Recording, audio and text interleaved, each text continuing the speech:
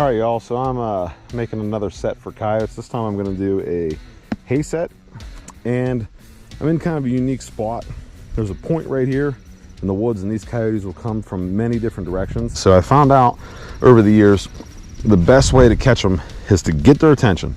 My neighbor, sometimes he mows this field really low, sometimes he doesn't. This year it's not mowed very low, so I got grass that's relatively high. So I can't, it's hard to get eye appeal, it's hard to mound up a little bit of dirt.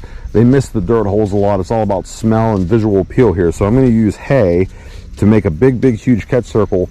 Well, it's gonna look like a catch circle, and that's gonna get the attention of those coyotes. They're gonna come from all over the place. And the wind always blows in this direction, and it's always blowing like this.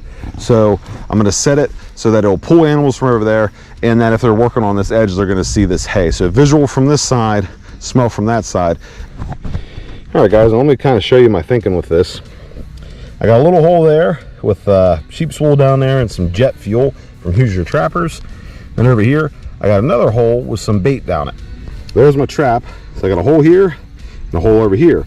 Now I'm gonna cover this whole area with hay, and I'm not gonna do any more to this trap. Now I want you to see, I bed my trap solid like I normally would, but instead of filling it in, I'm gonna cover it with hay. And I'm just going to cover that section right there with small pieces of hay so that it won't get stuck in the jaws. So let me show you what that looks like afterwards. But I do this and it works really good. I got my underall underneath my pan so that it will fire if it gets frozen. This is a great weatherproof set, and it really works to get their attention.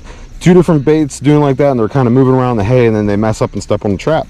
Now that's how big of an area I'm going to make. That's like 5 foot across this way and probably 6 foot across. 5 foot this way, 6 foot this way. I tried when I very first started trapping, I tried doing these kind of sets and making the, to conserve on straw.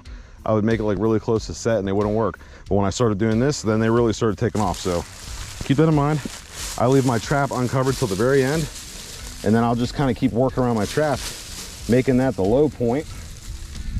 And then once I get like this, I start getting this stuff. I really break it up. I start using the smaller stuff and get it right around it.